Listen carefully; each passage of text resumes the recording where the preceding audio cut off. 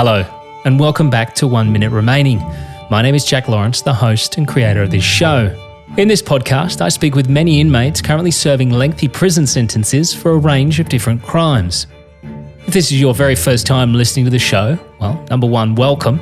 And we already have 2 previous fascinating cases out now and ready for you to binge and play detective. Before we get into today's story, I thought now would be a great time to give you a taste of just some of what's still to come on 1 Minute Remaining. My name's Helen Kidwell. I was convicted of second-degree murder, arson, burning to defraud, and solicitation for arson. He was supposed to be a part of the Mexican mafia, him and his partner, and so it was very intimidating. I mean, I seen him go over a cop's house and buy drugs from the cop and everything. My name's Anthony Duke. I was convicted of second-degree murder and felony murder. My father was in Marion County Jail, and when he was in county jail, unbeknownst to us, he was trying to plot to have me, my mother, and my grandmother killed so that we wouldn't testify against him regarding the abuse. Thought everything was well, but then they came back because they found some stabs in my backyard. According to the officer that was in my backyard prior to me coming home, he found them. I am fascinated that you're on Facebook. Are you able to tell me how you're doing that, or would you rather not? Okay, I can do that if I don't give my full name. Of course.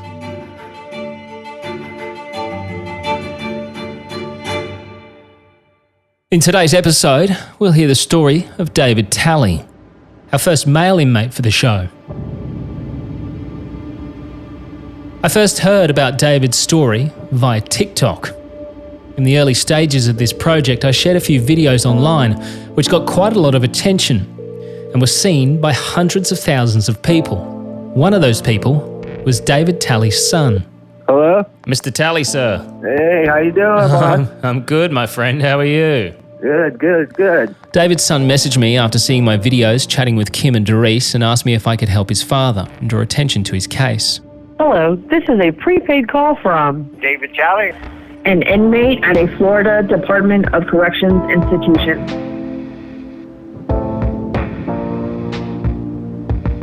David Talley does not claim to be an innocent man. He did the wrong thing and found himself in trouble with the law. David, hello. Oh, hi, Jack. Good to talk to you. Very good to talk to you too, my friend. I've heard a lot about your story and I'm very excited to... Before we hear about what David had done, I asked him about his life prior to his current prison sentence.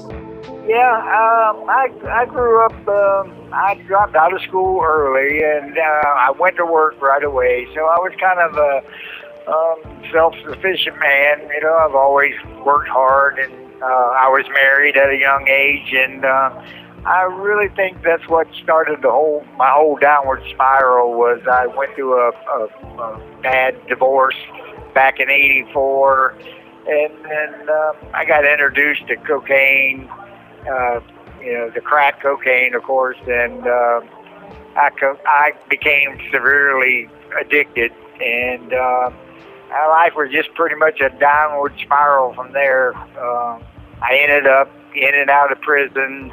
And that's what led up to the events that got me in prison today. You weren't a stranger to the law, so what other things, what were you doing to get yourself in trouble with police? Mostly theft, property theft, that was putting me in and out of the prison there. Yeah. So how many times have you been in prison previous to the time you're in now?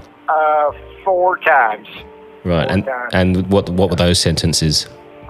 Just short ones. I believe like a 30-month sentence, 2 5-year sentences, and 42-month sentence. Now, I have no doubt that there will be people already listening to this having zero sympathy for someone like David, a drug addict who was stealing property to help pay for his addiction. However, I think it's important to note addiction is an extremely cruel thing and can drive even the best people down very, very dark paths. It's also important to note that David did try and get himself clean on many different occasions. Did you ever try and get off drugs? Oh, yes, sir. Yeah, I've been to several different inpatient programs. A couple of them were long-term. I spent like In one program, I spent about almost a year in the program previous to this. Yeah, I tried. I tried real hard to beat my addiction, but that cocaine crap is really, really addictive. Yeah. It's bad. So yeah, I had it really severe. So you've obviously got a family. I've spoken to your sister, and I've also briefly spoken to your son. Are you still married, or you were divorced at the time? Yes, I'm divorced now. I mean, I still have a relationship with the ex, but still, I mean, we are divorced though. Yeah. Have you just got the one child, your son? No, sir. I actually he has a brother. That relationship there, his mother left, and she happened to have a kid while she left. So he does have a brother, right? The one you've been talking to, and then by a different marriage, I have a daughter. She's really great. Yeah. Okay, so you have a good relationship with your children. Yes, and I still have a good relationship. Thank God. Yes. As I previously mentioned, David Talley's son was the first person to get in touch with me. So I wanted to hear from him just what it was like growing up with his father. I remember, he worked for my uncle, his brother, running heavy equipment and land clearing and stuff like that. And, when he was around, I was at work with him. He was showing me how to run heavy equipment. We're clearing land, and I'm riding around in semi trucks with him. And my dad was big into motocross when he was a young kid. He had bought me dirt bikes and riding gear and all this stuff, and we were going to the racetracks in Orlando and over the states with some of his old racing buddies. That was kind of our thing that we had a connection with, was riding motocross. So that was kind of my memories of, being around him out in the woods and on the motorcycles and stuff like that, I also got the chance to sit down with David Talley's daughter and chat with her about what she remembered of her father from this time. And what she had to tell me was an extremely sad story about how drugs and addiction had affected her entire family. What are your memories of your father when you were younger? Obviously, he was in jail for most of your childhood, I suppose. But do you have many memories of when he was out of prison? I have a few. Like, I have a couple of him picking me up from daycare. One time he took me to the fair, and I actually lost a tooth, and the tooth fairy came, and I had a few dollars. So now, being an adult, of course, I know that was him who played Tooth Fairy and stuff like that. Yeah. So what I do remember, I remember him being there. Everyone tells me he was a great guy. He just had his struggles. Yeah. My mom, she was a drug addict as well. So, just growing up, having both parents drug addicts, it's been very hard. For me, my brother, one of my older brothers, James, he actually just overdosed last October. Oh dear. So it's just been something I've been dealing with my whole entire life, and it's really sad. I have 3 brothers, David, James, and Shannon, and they've all struggled with drug addiction themselves. So it's literally been my brothers, my mom, my dad. It's infiltrated my whole entire family. Yeah. I promise I've never done a single drug in my life, because I've been terrified at the outcome. I've been surrounded by it my whole entire life. So it's really hard. And we grew up in a small town, you know what I mean? So there's not many opportunities. I've actually got lucky, and I moved away to a bigger city and stuff. And, just kind of distance my life from that, because that's not what I want for me and my children. So David Talley was an addict, and the drug that had its hold over him was crack cocaine, an extremely addictive substance that affects about 5 million Americans. However, David does say that he tried to get help. In fact, every time he went in front of a judge, he asked for that help. I can say honestly that each time I appeared before the court, I begged the courts for help. Yeah. I even then I was, knew I was addicted, and I sought help from the court. One time I remember that my family was totally behind me, and we put like 25 of my family members in front of the court and the judge and begging him to let me go to a rehab center out in Texas, and Corpus Christi, Texas, and he denies it. Now, after I get you to prison, if you want to go, then you can go to your rehab if that's what you want to do. So each time David was refused and sent off to prison, a place that you certainly do not go for drug rehabilitation. But David says, nonetheless, every time he was in prison, he stayed away from the drugs that were readily available to him. I mean, back in those days, this is during the 80s and the 90s, they had a couple little drug programs, but there wasn't really much to them. They weren't adequate, they weren't adequately staffed with experienced people dealing with addictions and stuff like that. I was court ordered to one of these drug programs. They said, well, we'll recommend the DOC put you in one of these drug programs, and each time they failed to do that, and instead they put me to work building prisons, because that was one of my trades. I was a carpenter, so when I came to prison, that's what they put me to doing instead of giving me a drug program.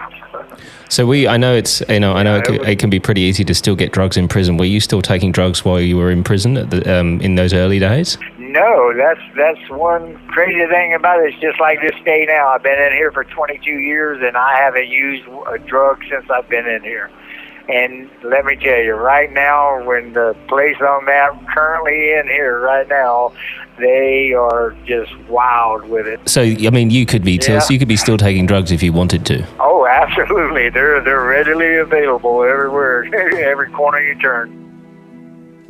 So we're going to take a short break, and when we come back, David will talk us through a life-altering decision that he made on the day he was to be sentenced. Well, what can I say other than thank you? The 1 Minute Remaining family is growing each week, and it's all thanks to you for spreading the word. Don't forget to join the private Facebook group where you can chat with me and other listeners about the cases and get some bonus content and updates about the inmates that we chat with. So check out the link in the show notes or search the 1 Minute Remaining podcast on Facebook. David Talley was a man who was fighting addiction and his inner demons, finding himself in trouble with the law as he tried to feed the habit. He'd served several jail sentences before and again had found himself in trouble with the police. Let's discuss the situation that landed you in where you are right now. So you committed a robbery and you were going to court for that robbery, is that true? Right. Actually, it was a burglary. Yeah, not a robbery, a burglary. I've never been into any kind of violent crimes. It's always just property crime or, burglary, grand thefts, that sort of thing there. No violence. Can you talk me through the burglary? What happened? Yeah, to support my habit, I had burglarized a gas station after hours, of course, and just for property to trade off for crack, of course, and so I was arrested for that. So you've gone to court and you get sentenced. So what did the judge say what your sentence would be, or was he holding off on sentencing? He was holding up on it. He delayed the sentencing hearing till later. And that was on your request? And that was on my request, yes. Were you representing yourself, or did you have a public defender? No, I actually had a paid lawyer at that time. Wow. Because I had planned on going to trial, but at the last moment, the lawyer recommended that I take the plea deal from the state. So and did you know I accepted the plea. And did you know what that plea deal was? Yeah, that was for 5 years. Okay, so the state had turned around and said, you do 5 years and we'll call it quits. You're right. Okay. Right.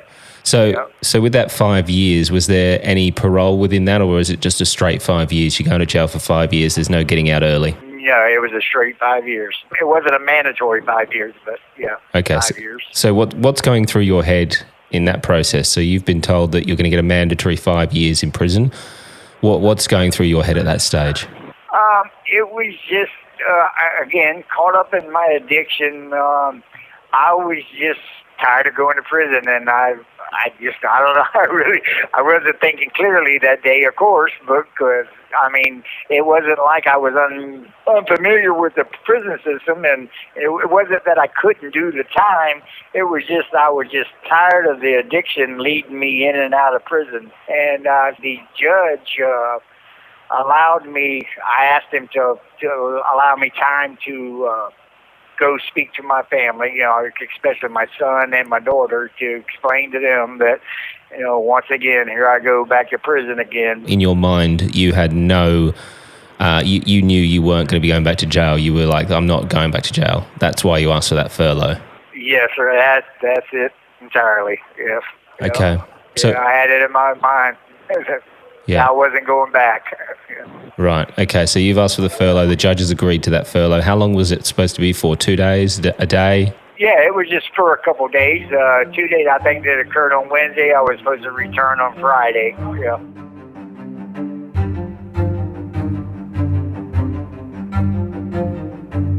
The lawyer that David had at his initial appearance in front of the judge was Michael Kessler, an attorney in Florida who's known David for a number of years.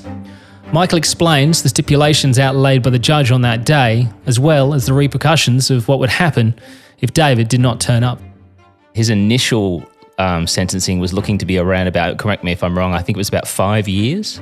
He was charged with 2 felonies that were each punishable by up to 5 years. We were in the middle of trial, and if he had been found guilty, the state was going to seek 2 consecutive 5-year sentences. Mm-hmm. In the middle of trial, the 2 sides came together on an agreement, and David agreed to accept a 5-year sentence in exchange for taking the second 5 years off the table. David asked, this was, I believe, on a Wednesday, David asked for a couple of additional days before sentencing, and the judge agreed, but gave him the same warning he has since given people for, 30 years. He says, I will let you have additional time until sentencing, but if you don't appear for sentencing, I'm going to go ahead and have the sentencing hearing without you, and I will not consider myself bound by any plea agreement. The judge told David, if you don't want to agree to that, then we'll do sentencing right now. David accepted that, and then when the sentencing hearing came around on Friday, David was not with us. Having an extensive background, I had never failed to appear before. Right. And so based upon that, that's why he let me, do it. Because I had never failed, all these other times I always show up. So, yeah. Okay. So you leave court that day. Where do you go? You head back to where you live? Yes. Yeah, I was at that time I was living with my father. So after that hearing, I did as I told the judge I was going to do. I went and spoke with my son, and my son got quite upset about, me going back to prison again. He's sick and tired of me going in and out too, so he gets emotional, and he expressed his anger about, me being a disappointment and so forth. And how old was he at the time? I think he was like still 14, maybe 15, somewhere right there. Sure. Yeah, so that just fed my thoughts about, here I am. I'm just keep screwing up. I can't beat this addiction, And so, yeah, it just fed my negative thoughts already. So. Do you remember that conversation? Yeah, briefly,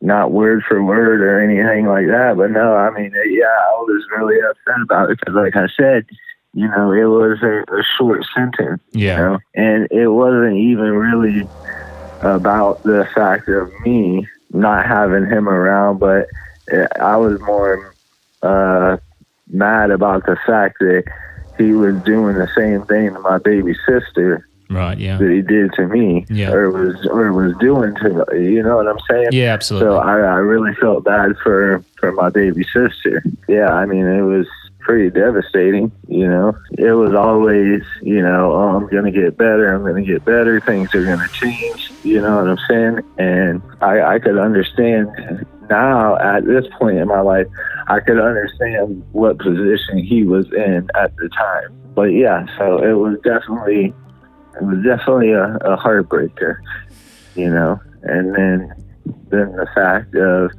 he wasn't wanting to go back to prison. On top of that, he kind of made it seem like it was the end of the end, you know. And then, of course, my daughter was a lot younger than that, and you know, that she took it better than he did, of course, being so much younger. But yeah, it was a real hard emotional time at that point. Your dad's told me about the sort of, you know, the days leading up to his sort of going on the run, as it were. And he mentions that he spoke to you about the fact he was going back to prison, and he said you took it much better than your brother did because you were a lot younger. Do you remember that day at all? No. No. I don't. I remember, I know one night I had a school play, and he told me he was going to come, and he never showed up. So, like, I don't know if it was around that time. Like, I just don't know. Like, yeah. He went away when I was around 7 or 8 years old. But it's actually crazy because how I found out about him going to jail, I was watching TV in the living room at my brother's home, and I actually seen it on the news. Oh, wow. Yeah, his high-speed chase, and, like, that's how I actually, you know, learned of it. So as a man who was struggling with addiction and a constant cycle of drugs and jail, and continuing to disappoint his family and his young children, while out on bond, the morning he is set to be sentenced, David decides to make a heartbreaking decision. So you've spoken to your children. What happens next? Like I say, it was just a short time. That was Wednesday, so come Friday morning when I had to go back to court for the sentencing, the night before, that's what happened. I drank like a quart of Scotch whiskey and took a lot of my father's medications in an attempt to suicide. And when he got home at 8 o'clock, he worked a night shift at a farm store, and when he got in, he found me pretty much comatose, and he was going to call the ambulance and all, and then that just somehow, I don't know, I walked outside, got my vehicle, and left, and just started driving. I don't know how. I don't know. It's only by the grace of God that, you know, I didn't hurt somebody. But, yeah. And then, of course, hours later, police attempted to pull me over. So were you driving erratically, and the police had seen you driving erratically, or did someone call the police? Yes, I was driving. Actually, I was coming out of a bad neighborhood, and he just got behind me and attempted to pull me over. And obviously you didn't want to stop. Yeah. I just continued to run from him. So, as David's daughter told us, she found out about the police chase while watching it on TV, while David's son got a phone call from a relative. I remember hearing about it right after getting out of school. Actually, my cousin didn't go to school that day. My dad actually drove through the neighborhood that my aunts, my uncle, my dad, that they grew up in. He went through that area, and I remember my cousin calling me. He's like, bro, your dad just came flying by here with freaking 6 cop cars behind him. Oh, God. And I was like, what? And he's like, yeah, dude, the story came out quick to us, you know. It was on, like, the front page of the local newspaper the following day. It was like a 31-mile chase in 33 minutes or something like that. It was, but again, like I said, there was property damage to my vehicle and to the police vehicles, but thank God, nobody got injured. Yeah, so. That chase went for about half an hour. Now, I heard from your sister that they did. Someone did say we need to call this chase off because it's getting too dangerous. Yeah, absolutely. They did, after years of requesting documents from the case, they eventually sent me some paperwork where they showed that they called off the case, but they never at any time tried to call off the case, or they never did it. You know, I found the documents that said, let Air 1 surveil, which was the helicopter. They said, let the helicopter surveil, all other units cease the chase. Air 161, permission to follow in. Continuing north, he's passing on double solids. But that never happened. They continued to aggressively try to stop me. Did they know who the occupant of the car was at the time? Were you because you were in your own car, weren't you? Yes, sir. Yeah. Before, like I say, my father got home. He found me pretty much comatose, overdosing on drugs and stuff. Well, he called it in. He called the police and told them that, he told them the whole story. Hey, he's supposed to be in court, but apparently he's taken all of his drugs and he's drank my liquor, and so they put a BOLO, be on the lookout. So they had a BOLO report on me. They were looking for me. Okay. Then at some point, I suppose, did you crash your car, or did you just stop your car and get out? No, it crashed. They ran me and it spun me off into a ditch, and that was end. That was the end of it. Did you return a resistance arrest, or? Well, no. Actually, I knew what was coming. I was half in and out of it, but I knew what was coming. With my familiar with the police, I knew what was coming. I knew any time that you run from the police, they're going to get rough with you when they finally catch you. Yeah. And so I knew what was coming. So I dove out of the truck and laid flat on the ground, and just about, I don't know, at least half a dozen of them just jumped on me and kicked me and beat me, and they sent me to the hospital. Oh, wow. Yeah. How long did you have to spend in hospital? It was like 3 days. And nothing was ever done about that? So no, nothing. Because when I finally met my lawyer, he told me, well, we work on your criminal stuff. I don't work on your civil stuff. So after David's arrest, he was taken to the hospital. But then, to his surprise, he says instead of keeping him at the local jail to book him in on his charges and get him ready to face the judge, he was instantly shipped off to prison. David has a theory as to why this happened. But what was really strange about it was I was taken to the hospital and hospitalized, and when I did get out, they took me immediately to what they call first appearance, and they read me off the charges I was being charged with the high-speed fleeing and stuff. And so when I got back to the jail, normally you'll stay there and you'll get appointed a lawyer, and then eventually you'll get to court. But there, because I skipped court on the first count, they sent me immediately to prison. Wow. So I stayed in prison for like 4 months, 5 months before they brought me back to face the high-speed fleeing. I took it they were trying to get me out of town because they didn't want people to know about the beating that I took on the speeding, the chase arrest. Yeah. Yeah. I'm almost certain that's why they got me out of town right away. Yeah. I guess they didn't want me talking to anybody. Of course, they denied me any kind of phone call. Hold on, isn't that your right to a phone call and all that sort of stuff?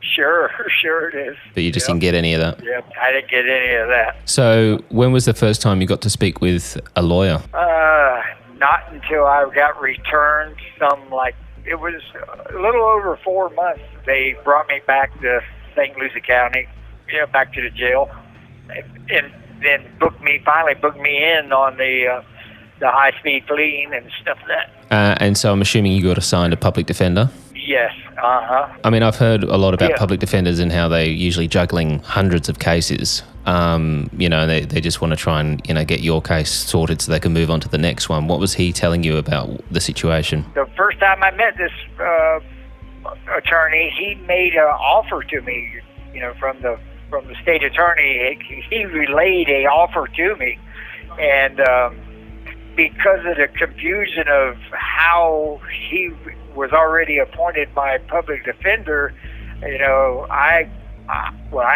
turned it down based on his advice. He told me not to take it. He says, because I just got your case, I don't know nothing about it, so I wouldn't take the plea right now. What was the plea deal for? That plea was for 15 years.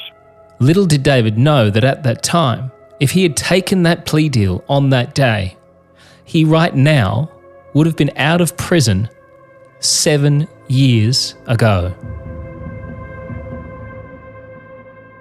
We need to point out that no one is trying to make any excuses for what David was doing, nor are they saying that he did not deserve to be in prison. In fact, his own family believed that's exactly where he needed to be. Here's David's sister telling us her thoughts back then. And yes, he deserved his time in prison because he did wrong. He knew he did wrong. And he even said to me many times when I on the phone or went to visit him, sis, I'm so glad, you know, I went to prison because he got the monkey off my back talking about the drugs because he could never get off of them. Oh, he is so clean. He's such a different, my little brother that I knew. Even David's son believes his original sentence would not have been enough to get his father totally clean. There's no excuse, you know, because that's what pisses me off about it more than anything is like, dude, you could have went and did your 7 years on your head, like upside down, dude. Yeah. You could have went and did your 7 years. You could have been home years ago. But honestly, I mean, if that was the case, I don't think my dad would really been better. Yeah. I mean, I honestly think he'd probably wound up back in the street. So him actually having done this 20 years, I honestly believe he's changed now. I mean, like I said, there's no rehabilitation in the Florida prison system. So when you go to prison, it's all what you make out of it. David spent the last 22 years imprisoned in a very violent, volatile place. A fact that hits home when I finally managed to get onto David after an incident at the prison. Lockdown today, so that's good. You got off lockdown today? Yeah. They had a stabbing or something over on the other side of the compound, so they locked the whole compound down. Wow. So does that happen regularly? Oh, yeah, pretty often. Probably once a week. Wow. Yeah. Is there a lot of violence around where you are? Yeah, it's always right around the corner, yeah. Pretty consistent everywhere. Have you ever had any sort of anyone have a go at you? No, I pretty much stayed in my own business, and that way it works out well. Yeah. Is the gang violence a big problem? Yeah, it really is. Yeah, nowadays it's the gangs. But if you keep to yourself, you're pretty okay. Yeah, you're pretty okay because you don't get in their business, they pretty much don't get in yours. Yeah. So David is finally brought back in front of the judge to face the music, and what is about to happen will change the course of David's life forever. Right. Yeah, he let me speak, but none of my family or anything was there at that point. So what did you say on that day? I pretty much tried to explain exactly what we went over before about how I did in fact meet with my children and the discussions didn't go well and then by attempt suicide and being fed up with peering back and forth in front of the court. Yeah, so he let me explain most of everything. Then that's when he just pretty much snapped on me after he let me speak, but then he just went off on me after I spoke. He made it sound like as if I did it intentionally to cause him shame from the citizens, because he explained something that like, well, what would the people think if you would have killed somebody while you were out there? They wouldn't have blamed you. They would have blamed me and stuff like that. So, I mean, he takes it personally, and they're not supposed to do that, Does he then go on to the sentence that he's going to give you? He just started reading off the sentence that he was giving me, yeah.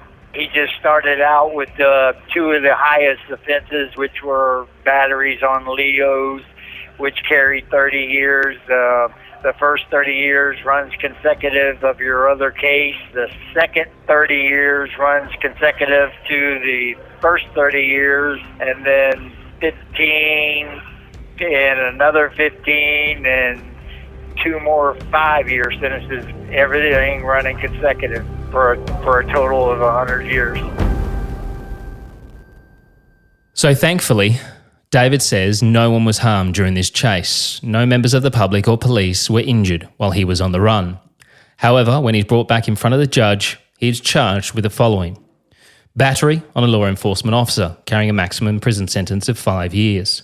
High-speed fleeing, 15-year maximum.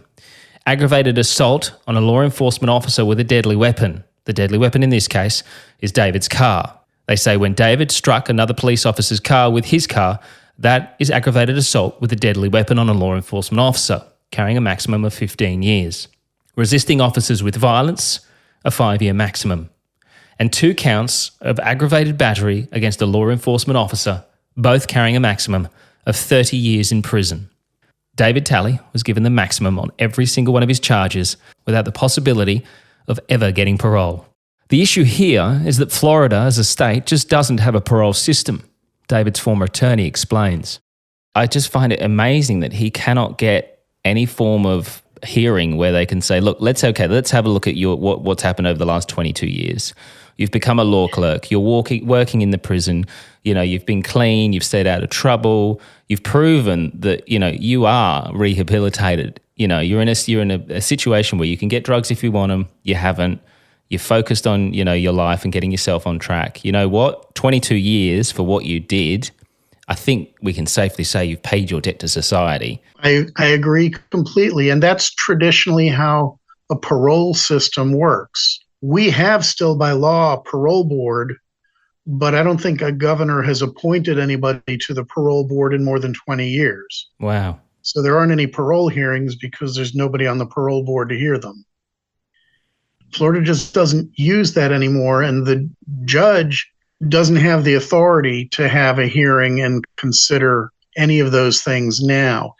There is a procedure that's available. That would be a petition for what's called executive clemency. That's not a legal matter. It's run through the governor's office, and the clemency board is the governor and his cabinet. I don't think with our very conservative current governor that would happen. Now, he's up for re-election and today's election day, and if he is invited to leave the governor's mansion, the next guy might be more open to that idea. And the result of that election? You can see in Florida at this hour, ABC News can now project that Ron DeSantis has been re-elected as governor. So, with Governor DeSantis back in the hot seat, it seems our best course of action is to try and get a sit-down with the man himself. Thank you for calling the governor's press office. How can I help you? Yeah, hi. I'm just following up on an email that I sent requesting an interview. My name's Jack Lawrence. I'm a journalist from Australia. I sent through an email to them. Now, to be fair, my timing isn't great. With his recent re-election and a number of hurricanes ripping through Florida in recent weeks, as well as talk of a run for presidency, it seems getting that one-on-one is about as likely as the governor offering out clemency anytime soon. I would go ahead and try to re-forward your email so that it goes to the top of the inbox, and then I will keep an eye out for it. Okay, great, because I'm just trying to get an interview with the governor. I don't suppose you know if there's a possibility of that happening at all? Not at the moment, no, but I would go ahead and just resend that email. Okay, no problem. I'll try again. Yeah. Okay. Okay, thank you very much. Have a good day. It seems when you go to prison, you really have 2 options. You can give up, sit around, do nothing, get yourself in trouble all the time. Or you can do what David does, work hard and focus on trying to get yourself released. Currently, I work in food service. I'm trying to get transferred to another camp that has me slated for law clerking again. But currently, I'm working in the food service. Get up like 2 o'clock in the morning. We go in at 3. I spend my day working in the kosher cage. I serve the kosher meal. We prepare the kosher meal. I get back to the dorm about 10 o'clock, and I usually, shower and take a nap till the evening, and then I spend the evening just either watching TV or playing on the tablet. I have a tablet. We have some games on the tablet, stuff like that, or emailing friends and family. So that's pretty much it. How many men are you in your particular area? There's 72 on this side of the dorm. The dorm is separated by a middle partition, and there's another 72 on the other side. So. And do you have just the one cellmate? No, we're in an open bay dorm. It's all open bay. They do have 2-man rooms here, but this is an open bay, so it's 72 men on a big open dorm. Yeah. We won't be giving up on David, and neither will his many supporters. The only hope is that David won't give up on himself. That's my biggest fear, is him just giving up hope. Like, he doesn't have any reason left to live, you know what I mean? Like, who wants to die in prison?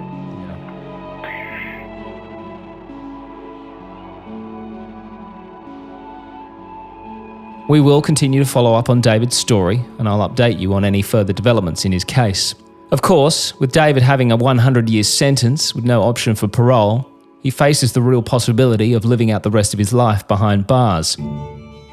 But what about if you were actually told that you will die in prison at the hand of the state for a crime you say you had no part in? Hello, this is a prepaid call from Demanding a car. an inmate at a Florida Department of Corrections institution. I was charged and found guilty of first-degree capital premeditated felony murder and first-degree kidnapping. I was originally sentenced to death, and now I'm serving 2 life sentences. Next time on 1 Minute Remaining. 1 Minute Remaining is a Mash Pumpkin production. Hosted and produced by Jack Lawrence. Editing and sound design by Jack Lawrence and Dom Evans. This podcast is part of the Acast Creator Network.